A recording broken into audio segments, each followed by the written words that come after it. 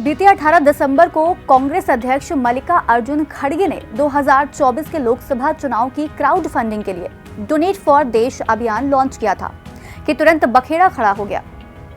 कैसा बखेड़ा, ये जानने के लिए जरा इस वीडियो क्लिप पर नजर डालिए। ये मैंने डाला डोनेट फॉर देश, इसके बाद हमारे सामने खुलकर आता है ये पेज। अब जरा इस डोमेन को पढ़िए, इसमें ये शब्द साफ साफ लिखे हुए हैं। थोड़ा नीचे आकर यहाँ डिक्लेरेशन में देखें क्या लिखकर आ रहा है।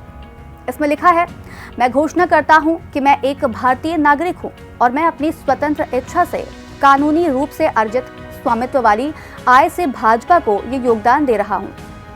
अब तक तो आपको समझ आ गया होगा कि बवाल इस बात का है कि कांग्रेस को चंदा देने जाओ तो पैसा बीजेपी के खाते में जा रहा है। यानी कांग्रेस ने जिस डोनेट फॉर देश का जमकर प्रचार किया, उसका इंटरनेट पर डोमेन खोलो तो बीजेपी का डोनेशन वाला पेज खुलकर सामने आ रहा है। खैर, ये तो हुई सुर्खियों की बात, लेकिन असल में ऐसा कैसे संभव है? ये किस तरह के टेक्निकल फॉल्ट है और ये डोमेन नेम क्या है और इसका किसी भी इंटरनेट एड्रेस में क्या रोल है? ऐसे ही कई मुद्दों पर आज हम चर्चा करेंगे। आइए अब समझते हैं कि डोमेन नेम क्या है और इसकी इंटरनेट के एड्रेस में क्या भूमिका होती है। डोमेन नाम किसी वेबसाइट का खास नाम है। ये वर्ल्ड वाइड वेब पर साइट के घर के पते की तरह कार्य करता है। डोमेन नेम वह टेक्स्ट है जिसे यूजर्स किसी विशेष वेबसाइट तक पहुंचने के लिए ब्राउज विंडो में टाइप करता है।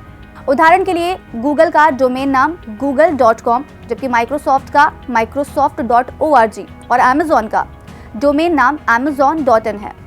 डोमेन नाम आईपी एड्रेस का एक आसान नाम होता है। ये आईपी एड्रेस की तुलना में आसानी से याद किया जा सकता है।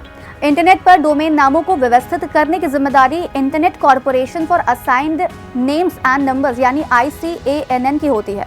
ICANN डोमेन के पंजीकरण को नियंत्रित करता है और उनके लिए कीमतें तय करता है। इस तरह से डोमेन रजिस्ट्रार डोमेन रजिस्ट्री और पंजीकरणकर्ता के बीच की कड़ी के तौर पर काम करता है।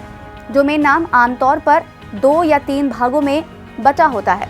इसके हर भाग को एक बिंदु से अलग किया जाता है।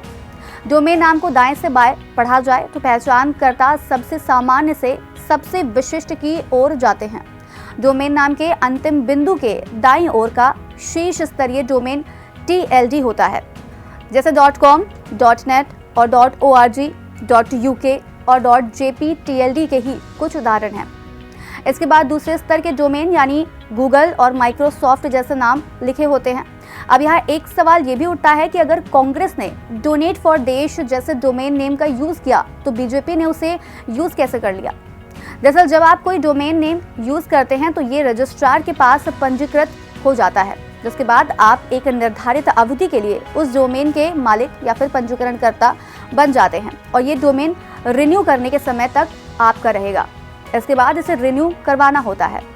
इस तरह से कांग्रेस ने अगर ये डोमेन नेम रजिस्टर किया होता तो इसे चुराना आसान नहीं होता और अगर कोई इसे हैकिंग या किसी और तरीके से चुराता तो इस पर एक्शन लिया जा सकता है।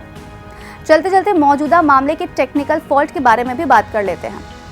इस तरह से ये संभावना हो सकती है कि भले ही कांग्रेस पार्टी ने डोनेट फॉर देश कैंपेन लॉन्च किया हो, लेकिन पार्टी डोनेट फॉर देश डोमेन नाम को रजिस्टर कराना भूल गई, जबकि बीजेपी ने डोनेट फॉर देश डोमेन पहले से ही रजिस्टर करवा रखा हो, जिसके चलते कांग्रेस के डोमेन नेम donateinc.net को खोलने के बजाय जब लोगों ने सीधे कांग्रेस के कैंपेन नाम डाला तो सीधे बीजेपी का डोनेशन पेज खुल गया, जिसके चलते डोमेन चुराने या उसकी कॉपी बनाने का आरोप लगाया जा रहा है।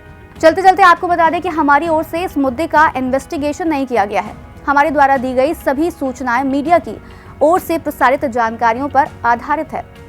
आज कार्यक्रम में इतना ही। हम फिर मिलेंगे कुछ नई जानकारी के साथ। तब तक के लिए मुझे दीजिए इजाजत। नमस्कार।